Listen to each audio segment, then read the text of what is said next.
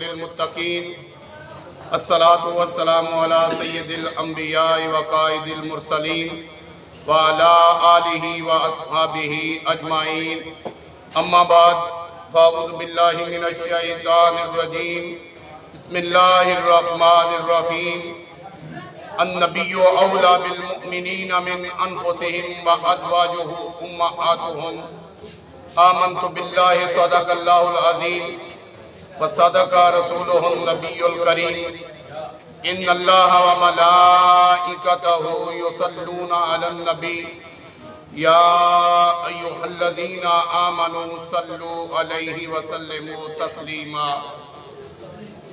اللہم صلی علی سیدنا محمد وعلی آل سیدنا محمد وعلی اصحاب سیدنا و مولانا محمد مبارک وسلم وصلی علیہ الصلاۃ والسلام علیک یا سیدی یا رسول اللہ وعلی آلک و اصحابک یا سیدی یا حبیب اللہ الصلاۃ والسلام علیک یا رحمۃ للعالمین وعلی آلک و اصحابک یا محبوب رب العالمین۔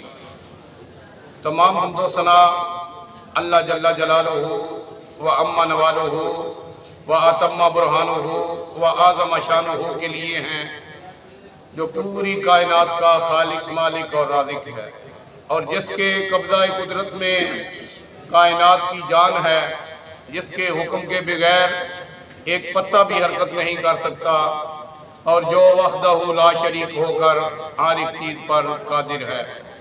لاکھوں کروڑوں اربوں خربوں لا تعداد درود و سلام حضور اکرم نور مجسم رحمت عالم شفیع معظم ہادی دو جہاں سید انس و جاں سیاح لا مکان محبوب کبریا احمد مجتبی سیدنا و مولانا حضرت محمد مصطفیٰ صلی اللہ تعالی علیہ وآلہ وسلم کی ذات اقدس پر، جن کے طفیل رب العالمین نے پوری کائنات کو تخلیق فرمایا اور اپنی ربوبیت کا اظہار فرمایا۔ صدیق عکس حسن کمال محمد است، فاروق ذل جاہو جلال محمد است، عثمان ریائے شمع جمال محمد است، حیدر بہار باغ خصال محمد است، اسلام ما اطاعت خلفائے راشدین، ایمان ما محبت آل محمد است۔ انتہائی معزز و محترم حاضرین و سامعین، آج رمضان المبارک کا دوسرا جمعہ المبارک ہے۔ دوران خطبہ قرآن مجید فرقان حمید کی سورۃ الاحزاب کی آیت نمبر 6 کا کچھ حصہ تلاوت کرنے کا شرف حاصل ہوا ہے۔ خالق کائنات نے اپنی مقدس اور لاریب کلام قرآن مجید فرقان حمید کے اندر ارشاد فرمایا، النبی اولی بالمؤمنین من انفسہم، کہ نبی کریم رؤوف رحیم علیہ السلام مومنوں کی جان سے بھی زیادہ ان کے قریب ہیں اور ان کے حقدار ہیں۔ وَأَزْوَاجُهُ أُمَّهَاتُهُمْ، اور نبی کریم رؤوف الرحیم علیہ السلام کی ازواج مطہرات جو ہیں وہ پوری کائنات کے مومنوں کی مائیں ہیں۔ یہ آیت مبارکہ کا ترجمہ ہے، بعثت کے 10 سال بعد، یعنی اعلان نبوت کے 10 سال بعد 10 رمضان المبارک کو حضرت سیدہ طیبہ ساجدہ راکعہ حضرت سیدہ خدیجہ الکبریٰ رضی اللہ تعالی عنہا و سلام اللہ تعالی علیہ کا مثال مبارک ہے۔ اللہ اکبر جل شانہ، یہ وہ محسنہ اسلام ہے، یہ وہ ام المومنین ہیں جنہوں نے اپنا سارا مال اسلام اور بانی اسلام پر خرچ کر دیا، اور یہ وہ محسنہ اسلام ہیں، یہ وہ ام المومنین ہیں جن کے بطن اقدس سے آقا کریم صلی اللہ علیہ وسلم کی ساری اولاد پاک سوائے ایک صاحبزادے حضرت ابراہیم رضی اللہ تعالیٰ عنہ، وہ ام المومنین حضرت ماریہ قبطیہ رضی اللہ تعالیٰ عنہ و سلام اللہ تعالیٰ علیہ کے بطن اقدس سے ہے۔ باقی حضور صلی اللہ علیہ وسلم کی 4 شہزادیاں اور 2 شہزادے، حضرت سیدہ زینب، حضرت سیدہ رقیہ، حضرت سیدہ ام کلثوم، حضرت سیدہ فاطمہ الزہرا سلام اللہ تعالیٰ علیہ، اور حضرت ابو القاسم اور حضرت ابو عبداللہ طاہر جو ہیں وہ حضرت خدیجہ الکبریٰ رضی اللہ تعالیٰ عنہ کے بطن اقدس سے ہیں۔ حضور نبی کریم علیہ السلام نے ارشاد فرمایا کہ اس کائنات کے اندر 4 عورتیں جو ہیں وہ پوری کائنات کی عورتوں پر فضیلت رکھتی ہیں۔ حضرت سیدہ خدیجہ الکبریٰ رضی اللہ تعالیٰ عنہ و سلام اللہ تعالیٰ علیہ، حضرت سیدہ فاطمہ بنت محمد، سیدہ خدیجہ الکبریٰ بنت خویلد، سیدہ فاطمہ الزہرا بنت محمد، اور سیدہ مریم بنت عمران رضی اللہ تعالیٰ عنہ، اور حضرت آسیہ رضی اللہ تعالیٰ عنہما۔ یہ 4 عورتیں جو ہیں یہ پوری کائنات کی عورتوں سے افضل اور اعلیٰ ہے۔ حضرت خدیجہ الکبریٰ کی عمر مبارک جب 40 سال کی ہوئی اور آقا کریم صلی اللہ علیہ وسلم کی عمر مبارک جو تھی وہ 25 سال کی تھی، تو آپ حضور صلی اللہ علیہ وسلم کے نکاح میں آئے۔ آقا کریم صلی اللہ علیہ وسلم کے نکاح میں آنے سے پہلے 2 مرتبہ حضرت خدیجہ الکبریٰ رضی اللہ تعالی عنہ نے شادی فرمائی۔ پہلے خاوند کا نام ہے ابو اعلیٰ مالک بن زرارہ تمیمی، اور دوسرے کا نام ہے عتیق مخزومی۔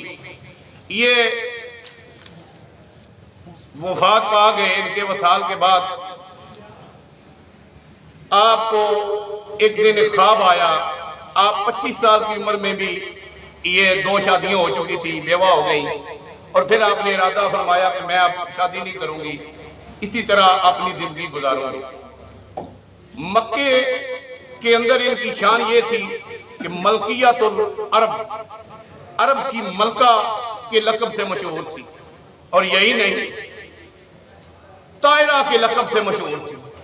یعنی اتنی طہارت والی تھی، اتنی پاکیزگی والی تھی، اتنی شرم و حیا والی تھی کہ زمانہ جاہلیت کے اندر آپ پردہ فرمایا کرتی تھی، اور آپ کا طاہرہ لقب تھا۔ طاہرہ کا مطلب ہوتا ہے طیب، طاہر، پاک، صاف، جبکہ اس زمانے میں شراب نوشی اور دیگر برائیاں عام تھی، لیکن اللہ تبارک و تعالیٰ نے ان کو اس طرح پاکیزہ اور صاف کیا کہ اہل عرب آپ کو طاہرہ کے لقب سے پکارتے تھے۔ اللہ اکبر جل شانہ۔ اور امام الانبیاء شہنشاہ ارض و سما صلی اللہ علیہ وسلم کا خاندان پوری کائنات سے افضل اور اعلیٰ خاندان قریش، اور قریش میں پھر بنو ہاشم، اور بنو ہاشم میں پھر سیدنا حضرت عبد المطلب رضی اللہ تعالیٰ عنہ متولی کعبہ۔ پوری کائنات کہ مسلمان خانے کعبے علیہ السلام کی عمر مبارک جو ہے وہ 25 سال تھی، اور حضرت خدیجہ الکبریٰ سلام اللہ تعالیٰ علیہ کی عمر مبارک جو تھی وہ 40 سال تھی۔ آپ نے خواب دیکھا۔ خواب یہ دیکھا کہ آسمان کا سورج جو ہے وہ میری گود میں اتر آیا، جس سے آپ کا سارا گھر، سارا مکہ المکرمہ اور پھر مشرق اور مغرب جو ہے وہ روشن ہو گئے۔ یہ خواب آپ نے دیکھا، آپ بڑی پریشان ہوئی۔ آپ کے چچا داد بھائی ورقہ بن نوفل جو تھے وہ تورات، زبور، انجیل، آسمانی کتابوں کے عالم تھے، اور خوابوں کی تعبیر بھی بتایا کرتے تھے، اور انہوں نے اہل مکہ سے تنگ آ کر مکہ المکرمہ سے باہر اپنا ایک عبادت خانہ بنا رکھا تھا، اور دنیا سے الگ تھلگ زندگی گزار رہے تھے۔ آپ صبح سویرے اٹھ کر اپنے چچا داد بھائی ورقہ بن نوفل کے پاس گئی اور جا کر اپنا خواب بتایا۔ ورقہ بن نوفل آپ کے احترام میں اٹھ کر کھڑے ہو گئے کہ پورے مکہ المکرمہ کی ملکہ اور میری باجی خدیجہ الکبریٰ میرے پاس مجھے ملنے آئی ہے، آپ کا سارا مکہ احترام کرتا تھا، اور دولت کے متعلق آتا ہے کہ آپ کے 70,000 سے 80,000 اونٹ جو تھے اس زمانے کے اندر تھے، جو ہر وقت ملک شام، یمن، یورپ اور ہندوستان تک آیا جایا کرتے تھے۔ بولو سبحان اللہ۔ یعنی اللہ تبارک و تعالیٰ کا فرمان ہے نا، ان اللہ یرزق من یشاء بغیر حساب، کہ اللہ تعالیٰ وہ ذات ہے جسے چاہتا ہے بے حساب رزق عطا فرماتا ہے۔ تو اللہ تبارک و تعالیٰ نے ملکۃ العرب طاہرہ سیدہ خدیجہ الکبریٰ کو بے شمار مال عطا فرمایا ہوا تھا، اور ایک آپ کا لقب ہے سیدہ قریش النساء، یعنی قریش کی تمام عورتوں کی سردار جو تھی وہ حضرت خدیجہ الکبریٰ تھی۔ آپ نے اپنا خواب ورقہ بن نوفل کو بیان کیا۔ ورقہ بن نوفل نے کہا باجی پریشان ہونے کی ضرورت نہیں ہے، یہ خواب بہت مبارک خواب ہے، بہت اچھا خواب ہے، اور اس کی تعبیر یہ ہے کہ مکہ المکرمہ کے اندر اللہ کے آخری نبی امام الانبیاء پیدا ہوں گے، اور آپ ان کی بیوی بنیں گی، ان سے آپ کی شادی ہوگی، اور ان سے پھر پوری کائنات جو ہے وہ روشن ہوگی۔ اس خواب کی تعبیر یہ ہے۔ آپ نے فرمایا میری زندگی میں ایک مرد اور ہے، تو آپ نے دل سے یہ خیال نکال دیا تھا کہ شادی آپ نہیں کرنی۔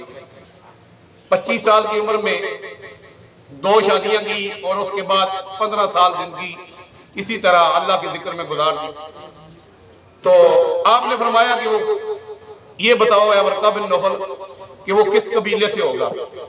تو ورقہ بن نوفل چونکہ حساب کتاب بھی کرتا تھا اور آسمانی کتابوں کا عالم بھی تھا، اور آسمانی کتابوں کے اندر حضور صلی اللہ علیہ وسلم کے متعلق یہ ساری باتیں لکھی ہوئی تھی۔ ورقہ بن نوفل نے کہا کہ وہ مکہ کے اندر پیدا ہو۔ پھر آپ نے فرمایا وہ کس خاندان میں آئے۔ ورقہ بن نوفل نے کہا وہ خاندان قریش میں ہوگا۔ خدیجہ الکبریٰ نے فرمایا کہ وہ خاندان قریش کی کس شاخ میں ہوگا۔ تو ورقہ بن نوفل نے کہا وہ بنو ہاشم کے اندر آئے۔ تو خدیجہ الکبریٰ نے مسکرا کر فرمایا ورقہ بن نوفل کا آخری بات بھی بتا دو کہ ان کا نام کیا ہوگا۔ ورقہ بن نوفل نے کہا کہ وہ ہاشمی شہزادہ ہوگا، اور اس کا نام نامی اسم گرامی محمد صلی اللہ علیہ وسلم ہوگا۔ یہ ورقہ بن نوفل نے خواب کی تعبیر کے ساتھ باتیں بتا دی۔ آپ کے دل میں حضور صلی اللہ علیہ وسلم کی محبت پیدا ہوئی، اور ورقہ بن نوفل نے باقی بھی آپ کی جو باتیں ہیں وہ بھی بتایا کہ وہ صادق اور امین کے لقب سے ملقب ہو، اور اس کی جوانی بڑی پاکیزہ ہوگی۔ اللہ اکبر جل شان۔ جب اتنی باتیں کسی بندے کے متعلق بندہ سنے تو خود بہت دل کے اندر محبت، ادب اور عشق پیدا ہو جاتا ہے۔ تو آپ بڑی خوش ہوئی۔ آپ نے فرمایا ٹھیک ہے، اللہ اکبر جل شان۔ اور پھر آپ وہاں سے اپنے گھر میں آ گئی۔ ادھر رسول اللہ صلی اللہ علیہ وآلہ وسلم کا خاندان جو تھا وہ بڑا معزز گھرانہ تھا، اور آپ کا خاندان جو ہے وہ بھی تجارت کرتا تھا۔ تو ان دنوں کچھ تجارت آپ کے خاندان کے اندر عروج پر نہ تھی، لیکن پھر بھی الحمدللہ گزر بسر جو تھا وہ اچھا ہوتا تھا۔ تو آپ کے چچا حضرت ابو طالب سید الشہداء سیدنا حضرت امیر حمزہ رضی اللہ تعالی عنہ، انہوں نے آپس میں یہ مشورہ کیا کہ ہم خدیجہ الکبریٰ کا مال جو ہے وہ لے کر ملک شام میں جائیں، اور پہلے بھی اس کو لوگوں کی ضرورت ہوتی ہے۔ آپ کے بھائی جو تھے وہ نہیں تھے، آپ اپنے مال کی مالکہ تھی، بھائی تھے ایک لیکن اپنے معاملات سے تھے۔ تو آپ کے خاندان میں یہ تجویز پیدا ہوئی۔ آپ کے جو چچا تھے انہوں نے یہ بات آپس میں سوچی۔ ادھر خدیجہ الکبریٰ جو تھی وہ سوچ رہی تھی کہ مجھے کوئی دیانتدار امانتدار آدمی جو ہے کو مل جائے جو میرا مال اس سال ملک شام میں لے کر جائے اور اللہ تعالیٰ مجھے نفع عطا فرمائے۔ ہر ایک تاجر کی، ہر ایک آدمی کی اپنی اپنی سوچ ہوتی ہے، معاملات تھے ان کے، کاروبار تھے ان کے پوری دنیا کے اندر۔ تو جب خدیجہ الکبریٰ نے یہ پیغام بھیجا کہ میرا مال لے کر ابو طالب کے بھتیجے جو محمد نامی ہیں وہ لے کر جائے، آپ کی عمر مبارک ابھی 24-25 سال کے درمیان ہے، تو آپ نے یہ تجویز قبول فرما لی۔ خدیجہ الکبریٰ نے حضور صلی اللہ علیہ وسلم کو بعض روایات میں آتا ہے کہ بلایا اپنے گھر میں اور آپ سے تجارت کے متعلق جو باتیں تھیں وہ کی۔ آخر میں بات کی کہ آپ تنہا کتنی لیں گے؟ آپ ہاشمی شہزادے تھے، سیدنا حضرت عبد المطلب رضی اللہ تعالیٰ عنہ کے پوتے سیدنا حضرت عبداللہ رضی اللہ تعالیٰ ثانی یوسف جن کو عربوں نے کہا ہے۔ آپ کے والد اتنے حسین و جمیل تھے کہ عرب والے کہتے تھے کہ یہ ثانی یوسف ہیں۔ یوسف علیہ السلام کے بعد عربوں کے اندر اتنا خوبصورت نوجوان کوئی نہیں پیدا ہوا جتنے سیدنا حضرت عبداللہ تھے، اور یہ تو ان کے حسن کا عالم ہے، امام الانبیاء کا حسن کیا تھا۔ حضور نے صحابہ کہتے ہیں کَأَنَّكَ الشَّمْسُ تَجْرِي، آپ کا چہرہ مبارک جو تھا اِلَىٰ وَجْهِهِ ایسے چمکتا تھا جیسے سورج جو ہے وہ چمک رہا ہے۔ آپ کی پیشانی کے اندر اس طرح آپ کی پیشانی تھی آقا کریم کی کہ گویا سورج آپ کی پیشانی کے اندر جو ہے وہ چمک رہا ہے۔ تو امام الانبیاء جب سے باتیں ہوئی ساری تو خدیجہ الکبریٰ نے کہ منہ سے یہ بات نکل گئی کہ آپ تنہا کتنی لیں گے؟ آپ ہاشمی شہزادے تھے، آپ نے فرمایا خدیجہ ہم تنہا لینے والے نہیں ہیں، تم کوئی اور آدمی دیکھ لو۔ تو آپ نے معذرت کی، آپ نے عرض کی کہ نہیں میں اپنی بات یہ واپس لیتی ہوں۔ بڑے لوگوں کی بڑے باتیں ہوتی ہیں، جب کوئی ایسی بات ہو جاتی ہے تو وہ فوراً سمجھ جاتے ہیں۔ تو خدیجہ الکبریٰ نے کہا کہ آپ کیا لیں گے مجھ سے؟ تو آقا کریم نے ارشاد فرمایا کہ جتنا پرافٹ ہوگا، جتنا نفع ہوگا وہ آدھا آدھا تقسیم ہوگا، اور انشاءاللہ اس دفعہ پہلے سے بھی نفع زیادہ ہوگا، اور میں اپنی پوری ایمانداری اور دیانتداری سے جو ہے وہ مال فروخت کر کے آؤں گا اور ادھر سے مال خرید کر لاؤں گا۔ آقا کریم صلی اللہ علیہ وسلم کے قافلے کی تیاری ہو گئی۔ اب پورا مکہ جو تھا وہ ملنے کے لیے باہر آیا۔ حضرت خدیجہ الکبریٰ اپنے مکان کی چھت پر کھڑے یہ منظر دیکھ رہی تھی۔ آقا کریم صلی اللہ علیہ وسلم کو آپ کے سارے خاندان نے رخصت کیا۔ یہ آپ کا ملک شام کے اندر دوسرا سفر تھا۔ پہلا سفر 12 سال کی عمر میں اپنے چچا حضرت ابو طالب کے ساتھ گئے، اور دوسرا یہ سفر جو تھا آپ کی عمر 24 اور 25 سال کے درمیان تھی۔ آپ اس وقت، اور بلکہ 25 سال تھی اس وقت، خدیجہ الکبریٰ کا قافلہ لے کر مکہ المکرمہ سے ملک شام کی طرف گئے۔ میسرہ غلام تھا خدیجہ الکبریٰ رضی اللہ تعالیٰ عنہ تھا۔ انہوں نے کہا کہ اے میسرہ، پہلے تم مالک بن کر جاتے تھے، اس دفعہ تم نے غلام بن کر جانا ہے۔ مالک سے غلام بننا بڑا مشکل ہوتا ہے۔ میسرہ نے کہا کہ میں نہیں جاؤں، میں غلام نہیں بنوں۔ کس کا غلام بننا ہے مجھے؟ تو جب نبی کریم رؤوف الرحیم علیہ السلام سے ملاقات ہوئی تو میسرہ نے کہا اگر ان کا غلام بننا ہے تو میں 10 بار غلام بننے کے لیے تھا۔ یہ تو صادق اور امین ہے، یہ تو اتنی پیاری شخصیت ہے کہ پورے مکے کے سردار ہیں۔ تو خدیجہ الکبریٰ نے سائڈ پہ کر کے میسرہ سے فرمایا کہ تو نے تابعہ داری کرنی ہے، اطاعت کرنی ہے، اور دیکھنا ہے کہ ان سے کون کون سی باتیں جو ہیں ان کا اظہار ہوتا ہے۔ میسرہ نے کہا ٹھیک۔ اب یہ قافلہ جب مکہ المکرمہ سے چلا، کچھ فاصلے پر گیا تو میسرہ نے قافلے کو روک دی۔ نبی پاک صلی اللہ علیہ وسلم نے ارشاد فرمایا میسرہ قافلے کو کیوں روکا ہے؟ تو میسرہ نے کہا اے محمد، یہ 2 اونٹ جو ہیں بیمار ہو گئے ہیں، یہ چل نہیں رہے اور بیٹھ گئے، اس وجہ سے اب یہ ٹھیک ہوں گے تو قافلہ چلے گا۔ آقا کریم صلی اللہ علیہ وسلم نے اپنا دست نبوت جو تھا وہ اونٹ پہ پھیرا، وہ اٹھ کے چلنے لگا۔ اب دوسرے پہ پھیرا، وہ بھی اٹھ کے چلنے لگا۔ پہلے یہ کیفیت تھی، یہ حال تھا کہ وہ اونٹ قافلے کے ساتھ مل نہیں رہے تھے، پیچھے رہ رہے تھے۔ اب یہ کیفیت ہوگی کہ قافلہ پیچھے تھا اور وہ اونٹ آگے نکل گیا۔ میسرہ بڑا خوش ہوا، اس نے دل میں سوچا کہ میں یہ بات بھی جا کر باجی خدیجہ الکبریٰ کو بتاؤں گا۔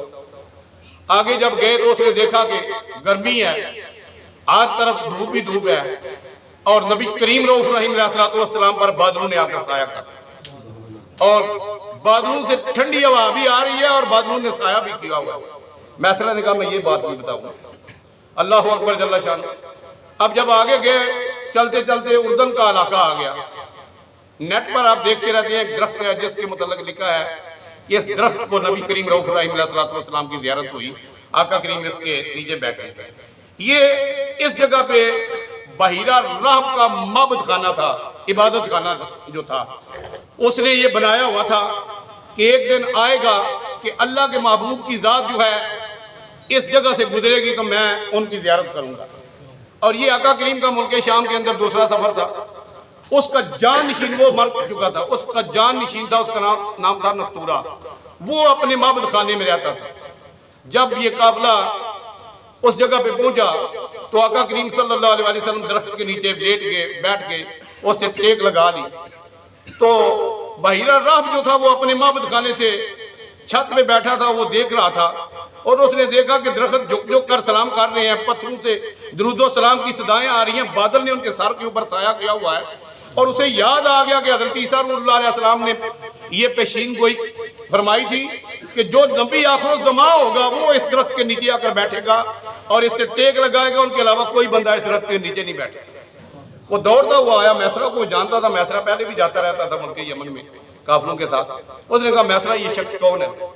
میسرہ نے کہا یہ خاندان قریش کا شہزادہ جس کا نام نامی اسم گرامی محمد ہے۔ تو نستورہ نے کہا کہ یہ اس امت کا آخری نبی ہے، اور میں دیکھ رہا ہوں کہ اس کے اندر وہ نشانیاں موجود ہیں جو تورات، زبور اور انجیل کے اندر لکھی ہوئی ہیں۔ الذین یتبعون الرسول النبی الامی الذی یجدونہ مکتوبا عندہم فی التوراۃ والانجیل والقرآن، کہ یہ تورات، زبور اور انجیل کے اندر اور قرآن کے اندر یہ ساری باتیں جو میں نے دیکھی ہیں وہ موجود ہیں۔ وہ آیا اور اس نے آقا کریم صلی اللہ علیہ وسلم کے ساتھ مصافحہ کیا۔ نبی کریم رؤوف الرحیم علیہ السلام کا ہاتھ مبارک چھوا اور کہا کہ آپ کا نام نامی اسم گرامی، آپ نے فرمایا محمد بن عبداللہ رضی اللہ تعالی عنہ۔ اس نے کہا کہ آپ نے فرمایا میں مکہ المکرمہ سے۔ اس نے کہا کہ آپ کے ساتھ جتنی باتیں ہوئی ہیں وہ ہماری کتابوں کے اندر موجود ہیں، جتنی نشانیاں میں نے آپ کو دیکھی ہیں، بس مجھے ایک اجازت فرمائیں کہ آپ نے دونوں کشانوں، دونوں کاندھوں کے درمیان مور نبوت تھی حضور صلی اللہ علیہ وسلم اس جگہ، اس کی زیارت کرنے کی اجازت آپ۔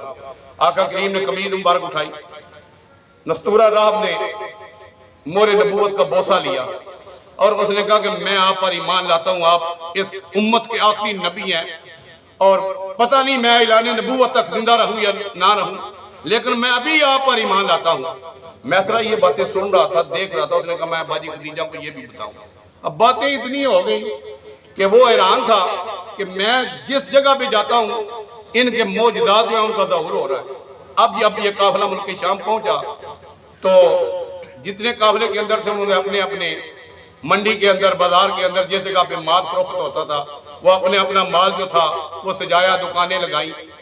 ابھی سارے لوگ مال سجا رہے تھے، آقا کریم میسرہ کے پاس کھڑے تھے، جو آتا نا آپ کے حسن و جمال کو دیکھتا، وَدَاعِيًا إِلَى اللَّهِ بِإِذْنِهِ وَسِرَاجًا مُنِيرًا، اس نبوت کے سورج کو دیکھتا، کائنات کو جگمگانے والے کی ذات کو دیکھتا، تو وہ میسرہ سے مال خریدتا، پیسے نہیں پوچھتا، میسرہ بتاؤ یہ کتنے کی چیز ہے۔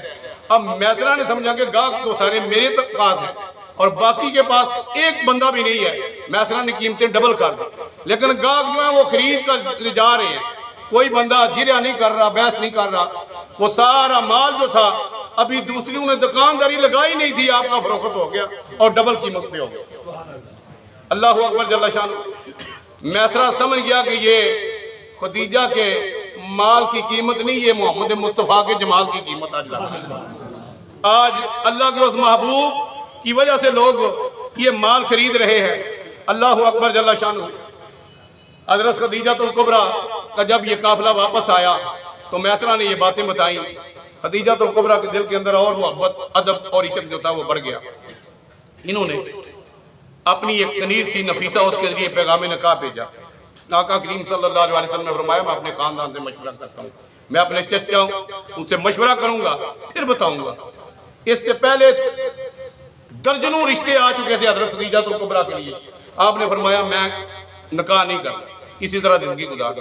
آپ نے بڑے بڑے مکے کے رئیس جو تھے ان کے رشتے آئے، پھر یہ آقا کریم کے چچا جو تھے انہوں نے یہ رشتہ قبول فرما لیا اور یہ نکاح کی تقریب ہوئی۔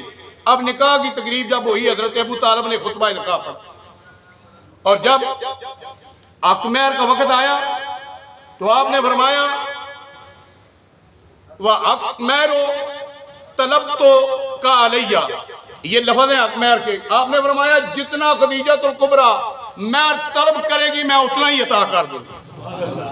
اور یہ روایتوں میں آتا کہ نبی کریم رؤوف الرحیم علیہ السلام کا عقد مہر 29 جوان اونٹ اور 12 اقیہ سونا جو تھا وہ مقرر کیا گیا۔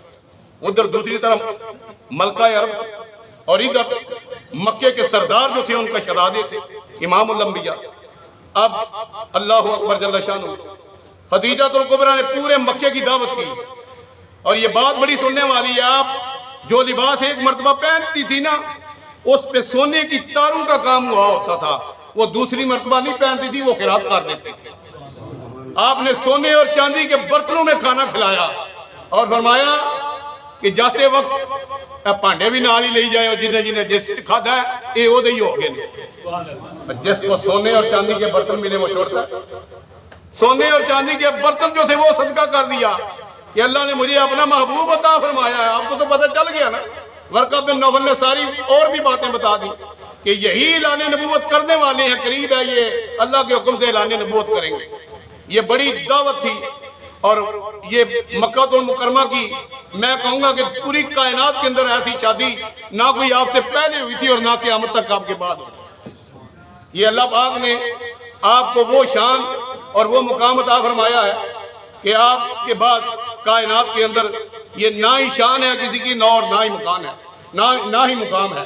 اللہ نے فرمایا یا نساء النبی لستن کأحد من النساء، اے نبی کی بیویوں، کائنات کے اندر کوئی شب بیدار ہو، تہجد گزار ہو، کوئی سخی ہو، کوئی مالدار ہو، تمہارے قدموں کی اور بلکہ تمہاری جوتیوں کی خاک کے برابر بھی نہیں ہو سکتا، اس لیے کہ تمہاری نسبت اللہ کے محبوب سے ہو گئی ہے، تم پوری کائنات کے مومنوں کی مائیں ہو۔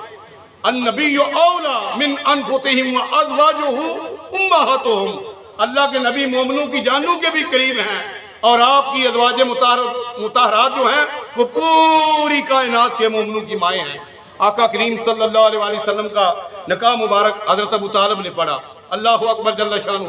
اور پھر آقا کریم غار حرا میں، آخری بات کر رہا ہوں ٹائم ہو گیا ہے، آقا کریم غار حرا میں عبادت کے لیے جاتے تھے، 5 دن، 7 دن، 15 دن، 20 دن، مہینہ آقا کریم عبادت کے اندر مصروف رہتے ہیں۔ حضرت خدیجہ الکبریٰ رضی اللہ تعالیٰ عنہا و سلام اللہ تعالیٰ علیہ ایک دن کھانا پکا کر جو ہے وہ لے کر گئی، اور جب ابھی آپ راستے میں تھی جبریل امین علیہ السلام حضور کی بارگاہ میں آئے اور آپ عرض کرتے ہیں یا رسول اللہ ہذہ خدیجہ قد آتت معها اناء فیہ ادام وطعام فاذا اتتک فاقرؤ علیہا السلام من ربها ومنی وبشرها ببیت فی الجنۃ من کعب لا صغب فیہ ولا نصب، متفق علیہ۔ جبریل امین علیہ السلام نے آ کر عرض کی یا رسول اللہ آج میں وہی جو لے کر آیا ہوں وہ حضرت خدیجہ الکبریٰ کے بارے میں لے کر آیا۔ اللہ تبارک و تعالیٰ پوری کائنات کا خالق، مالک اور رازق ہے۔ اللہ تبارک و تعالیٰ خدیجہ الکبریٰ کو سلام فرماتا ہے، یا رسول اللہ خدیجہ الکبریٰ کو بتا دیجئے کہ اللہ نے خدیجہ الکبریٰ کو سلام فرمایا ہے، اور ساتھ عرض کی میری طرف سے بھی میں بھی سلام عرض کرتا ہوں، میرا بھی سلام حضور جو ہے وہ آپ اپنی زبان نبوت سے ارشاد فرما دیجئے، اور سیدہ خدیجہ الکبریٰ کو یہ بشارت دیجئے کہ جس طرح دنیا کے اندر آپ کے ساتھ ہیں وہ جنت کے اندر بھی آپ کے وہ ساتھ ہوں گی، اور اللہ تبارک و تعالیٰ نے ایک موتی سے آپ کے لیے ایک ایسا محل تیار کیا ہے جس کے اندر نہ کوئی رنج و غم ہے اور نہ کوئی شور و غل ہے۔ وہ محل خدیجہ الکبریٰ کو اللہ تبارک و تعالیٰ نے جنت الفردوس کے اندر عطا فرمایا۔ یہ شان ہے حضرت خدیجہ الکبریٰ رضی اللہ تعالیٰ عنہ کی۔ آقا کریم صلی اللہ علیہ وسلم کی رضائی ماں، آج جو بیٹیاں بہو اپنی ساسوں کے ساتھ اچھا سلوک نہیں کرتی وہ سن لیں، یہ بات، یہ میرے یوٹیوب چینل پر یہ پیغام جائے گا، وہ سن لیں کہ آقا کریم کی رضائی ماں ایک مرتبہ آئی، آپ نے فرمایا امی جان کیا حال ہے؟ اپنی چادر مبارک جس کا ذکر قرآن کرتا ہے، یا ایھا المزمل، اے مزمل کی چادر اوڑھنے والے، یا ایھا المدثر، اے مدثر کی چادر اوڑھنے والے، وہ چادر اتاری، وہ جھاڑی اور اپنی ماں کے قدموں کے نیچے بچھا دی، فرمایا امی جان اہلا و سہلا مرحبا، خوش آمدید، تشریف رکھیے، ادھر بیٹھیے۔ آقا کریم اپنی زندگی میں دو خواتین کے لیے اٹھ کر آپ نے استقبال کیا ہے، ایک اپنی رضائی ماں حضرت حلیمہ سعدیہ رضی اللہ تعالیٰ عنہ کا، اور ایک اپنی بیٹی سیدۃ النساء العالمین مخدومہ کائنات ملکہ فردوس بری حضرت سیدۃ النساء العالمین حضرت سیدہ فاطمہ الزہرا سلام اللہ تعالیٰ علیہ۔ فرمایا کیا حال ہے؟ ٹھیک ہو؟ خیریت ہے؟ باتیں ہوئی، قید سالی تھی، وہ قید سالی کا دور تھا، اللہ اکبر۔ حضور نے فرمایا اے خدیجہ یہ میری رضائی ماں حلیمہ سعدیہ ہے، انہیں کچھ عطا کر دیجئے۔ اس وقت حضور کے پاس 40 بکریاں اور ایک اونٹ تھا، وہ سارے کا سارا اور اس کے علاوہ نقدی اور تحائف جو تھے وہ دے کر اپنی ماں کو الوداع کہا، رخصت کیا اور دعائیں لی، اور فرمایا امی جان کبھی کبھی آ جایا کرو، یہ کبھی مجھے محسوس ہوتی ہے۔ اللہ کے محبوب ہیں حضور، اللہ کے محبوب ہیں، ہر وقت اللہ کی حضوری میں رہتے ہیں، اللہ کی قرب میں رہتے ہیں، لیکن ماں کے متعلق فرمایا کہ ماں کی محبت، ماں کی دعائیں ہر انسان کو چاہیے۔ فرمایا امی جان کبھی کبھی آ جایا کرو اور مل جایا کرو۔ اللہ اکبر جل شانہ۔ 10 رمضان المبارک، علماء فرماتے ہیں کتابوں کے اندر لکھا ہے 10 رمضان المبارک نبوت کے 10ویں سال، ابھی اعلان نبوت کو 10 سال ہوئے تھے۔ حضرت خدیجہ الکبریٰ کی عمر مبارک 65 سال تھی، بیمار ہو گئی، سخت بیمار ہو گئی۔ عرض کی یا رسول اللہ مجھے لگتا ہے کہ یہ بخار جو ہے یہ جان لیوا ثابت ہوگا، میرا آخری وقت ہے، آپ اپنی چادر مبارک جو ہے وہ میرے کفن کے اندر مجھے پہنا دینا۔ آقا کریم نے فرمایا اے خدیجہ تیرے اسلام پر اور میرے پر اتنے احسان ہے، اگر تم میری جلد کا، میری چمڑی کا مطالبہ کرو تو میں وہ بھی تمہیں عطا کرنے کے لیے تیار ہوں۔ آقا کریم بڑے خوش تھے، آپ نے فرمایا کہ کائنات کے اندر ایسی کسی کی بیوی ہو تو اس کے لیے دنیا کے اندر یہ جنت ہے۔ آپ نے ساری زندگی کوئی آقا کریم سے شکوہ نہیں کیا، کوئی گلہ نہیں کیا، کبھی کوئی بے ادبی نہیں کی۔ فرمایا میں اپنی جان اور سب کچھ دینے کے لیے تیار ہوں۔ اور آقا کریم صلی اللہ علیہ وسلم نے یہ کرم فرمایا کہ وہ جون کا محلہ ہے مکہ المکرمہ کے اندر، اس فقیر کو، اس مسکین کو کئی بار اماں خدیجہ الکبریٰ کے مزار پر حاضری کا شرف حاصل ہوا ہے۔ آج بھی لوگ جاتے ہیں، دعائیں قبول ہوتی ہیں۔ اور جون کے اندر قبر مبارک ہے، وہاں پر آپ کے دادا جان اور آپ کے خاندان کی اور بھی قبریں ہیں۔ اللہ اکبر جل شانہ۔ قبر مبارک کے اندر آقا کریم خود اتر گئے اور اپنے ہاتھوں سے اپنی زوجہ محترمہ پوری کائنات کی مومنوں کی ماں حضرت خدیجہ الکبریٰ کو قبر کے اندر اتارا اور اللہ کی بارگاہ میں بے شمار دعائیں کی۔ بدبخت لوگ یہ کہتے ہیں کہ نبی کریم رؤوف الرحیم علیہ السلام نے خدیجہ الکبریٰ کا جنازہ نہیں پڑھایا۔ جب حضرت ابو طالب کا اور حضرت خدیجہ الکبریٰ کا وصال ہوا اس وقت نماز جنازہ کا حکم نہیں آیا، تو دعائیں تھی۔ نماز جنازہ ایک بہت بڑی دعا ہے، اللہ کے محبوب نے قبر کے اندر اتر کر دعائیں فرمائیں۔ اللہ اکبر جل شانہ۔ یہ آقا کریم کا کوئی غلام دعا فرما دے تو وہ بڑی بات ہوتی ہے، آقا کریم کی دعائیں تو پوری کائنات سے سب سے بڑی دعائیں ہیں۔ اور اپنے ہاتھوں سے قبر کے اندر اتارا اور دفن کیا اور پھر دعائیں فرمائیں۔ اللہ اکبر جل شانہ۔ 3 دن افسوس ہوتا ہے، 40 دن تک بندے کا افسوس ہوتا ہے۔ آقا کریم نے اس سال کا نام عام الحزن، غم والا سال جو تھا وہ رکھا۔